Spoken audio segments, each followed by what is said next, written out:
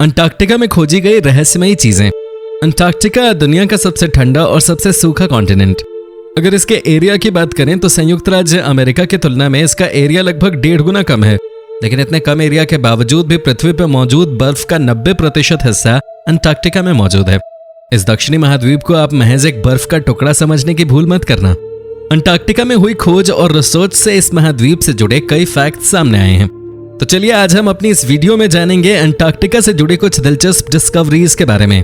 ऐसी डिस्कवरीज जो इस महाद्वीप को बाकी महाद्वीपों से अलग बनाती हैं। Antarctica climate.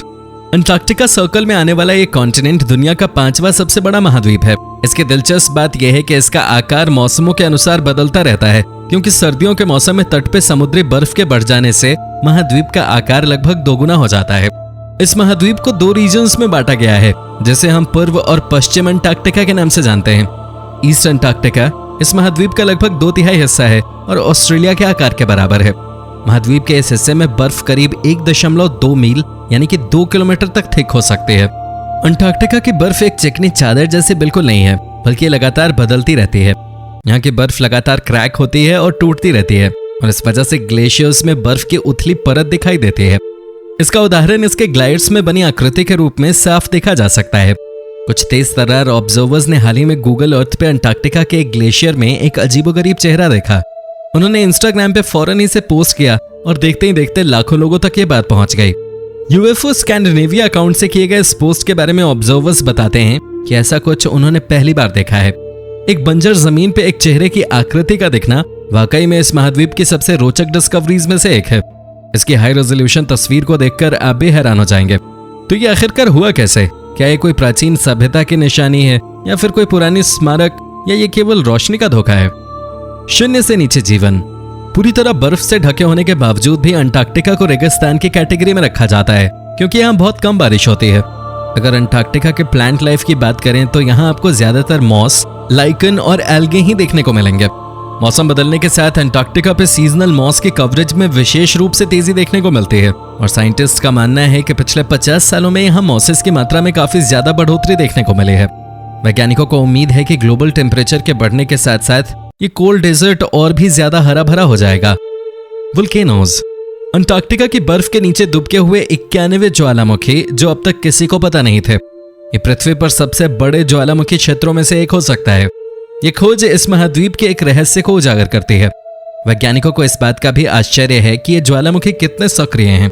इन ज्वालामुखी से निकली गर्मी अंटार्कटिका की बर्फ को ज्यादा देर तक जमने नहीं देती, और शायद यही कारण है कि बर्फ के बार बार पिघलने और जमने से जायंट फेस जैसी आकृतियां बन जाती हैं।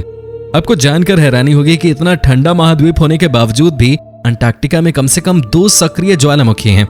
सक्रिय ज्वालामुखी का मतलब है कि ये ज्वालामुखी लगातार इरप्ट होते रहते हैं, जिसमें सबसे ऊंची चोटी माउंट एरेबस 12,448 फीट यानी 3,794 मीटर की है, जो एक परमानेंट लेक भी समेटे हुए है। और दूसरा ज्वालामुखी अंटार्कटिक पेनिनसुला से दूर डिसेप्शन आइलैंड पर स्थित है। हालांकि 1967 और 1969 में विस्फोट के कारण यहाँ के साइंस स्टेशन पूरी तरह से नष्ट हो गए थे, लेकिन फिर भी ये द्वीप पर्यटकों के बीच लोकप्रिय है, जो बर्फ से घिरे हुए ज्वालामुखी द्वारा गर्म किए गए पानी में डुबकी मारने से बिल्कुल नहीं कतराते। लाखों साल पहले अंटार्कटिका का क्लाइमेट बहुत गर्म हुआ करता था, और यहाँ एवरग्रीन फॉरेस्ट और विभिन्न प्रकार के जानवर भी पाए जाते थे। वैज्ञानिकों को यहाँ पर विशेष प्रकार के डायनासोर के फॉसिल्स भी मिले हैं। ये डायनासोर के फॉसिल्स इंडिया और साउथ अमेरिका में पाए जाते हैं, और साउथ अमेरिका में भी पाए गए हैं। आप इसे महज एक छोटी डिस्कवरी समझने की भूल मत कीजिए, क्योंकि ये खोज कॉन्टिनेंटल ड्रिफ्ट थ्योरी जैसी महत्वपूर्ण थ्योरी को पूरी तरह से साबित करती है। Giant hole. करीब 1.5 साल पहले अंटार्कटिक सर्दियों के बीच में इस जमे हुए महाद्वीप की सैटेलाइट इमेजेस में एक बहुत ही चौंकाने वाली बात सामने आई, और जायंट होल। अंटार्कटिका के समुद्री बर्फ के बीच में एक छेद जो कि हजारों स्क्वायर मील तक फैला था। 1970 के दशक के बाद से ये पहली ऐसी डिस्कवरी थी जिसने वैज्ञानिकों को हैरान कर दिया था। इस आइस होल को पोलिनिया के नाम से भी जाना जाता है, और इसके बनने के पीछे का कारण एक साइक्लोन को माना गया है। एक जर्नल में प्रकाशित रिसर्च के अनुसार ये बर्फ का छेद शायद एक शक्तिशाली चक्रवात के कारण हुआ, जो अंटार्कटिका के वेडल समुद्र और लाजारेव समुद्र के बीच था। भले एक साइक्लोन इतना खतरनाक कैसे हो सकता है? दरअसल अंटार्कटिका के बढ़ते तापमान की वजह से पोलर साइक्लोन्स की इंटेंसिटी बदलती रहती है, और इसी वजह से पोलिनास का फॉर्मेशन होता है। जब पोलिनिया को पहली बार सितंबर में देखा गया तब वो 3,700 वर्ग मील क्षेत्र में फैला था, जो कि रोड आइलैंड से लगभग 2 गुना ज्यादा है और ये आने वाले सालों में और ज्यादा फैलता चला जाएगा और लगभग 31,000 वर्ग मील तक पहुंच जाएगा, लगभग आयरलैंड जितना बड़ा। इसी जगह के आसपास ऐसे कई होल्स देखे गए हैं। पोलेनिया साइट एक बहुत ही बड़े अंडरसी माउंटेन, जिसे मॉड राइज के नाम से जाना जाता है, कि सीधे ऊपर फॉर्म हुई।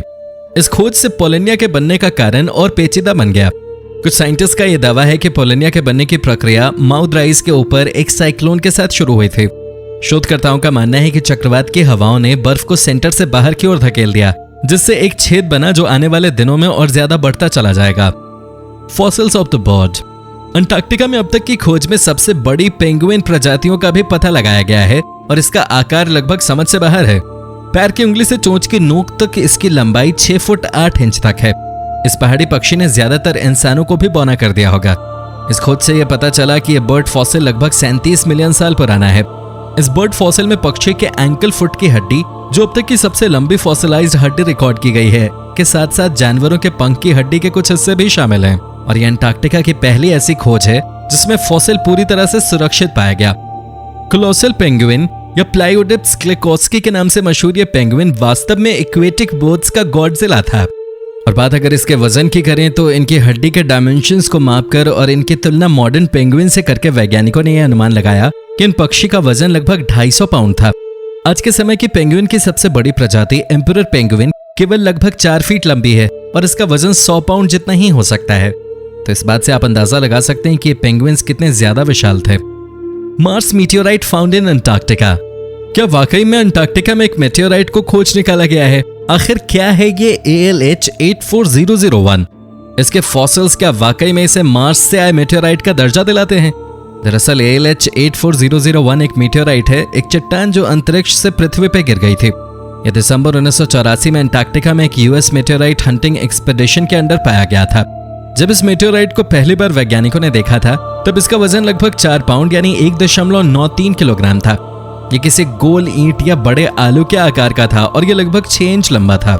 ALH 84001 मंगल ग्रह से अंटार्कटिका तक कैसे पहुंच सकता है? आइए आपको इस सवाल का जवाब भी हम आसान शब्दों में बताते हैं। मार्स से दूर जाने के लिए ALH 84001 को मार्स की सतह को उसकी एस्केप वेलोसिटी यानी कि लगभग 5 किलोमीटर प्रति सेकेंड, लगभग 11,000 मील प्रति घंटे से भी तेज रफ्तार में छोड़ना होगा।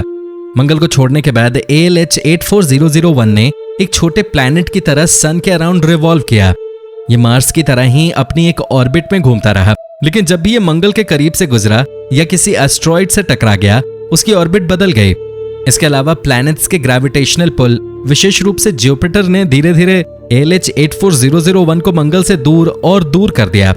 ALH 84001 की ऑर्बिट इतनी बदल गई कि पृथ्वी की ऑर्बिट के करीब आ गया और इसी तरह 13,000 साल पहले पृथ्वी और ALH 84001 टकरा गए। तो दोस्तों, ये था आज का वीडियो। पसंद आया हो तो इसे लाइक और शेयर कर देना और अगर आप हमारे चैनल पे नए हो तो इसे सब्सक्राइब करना मत भूलना। धन्यवाद।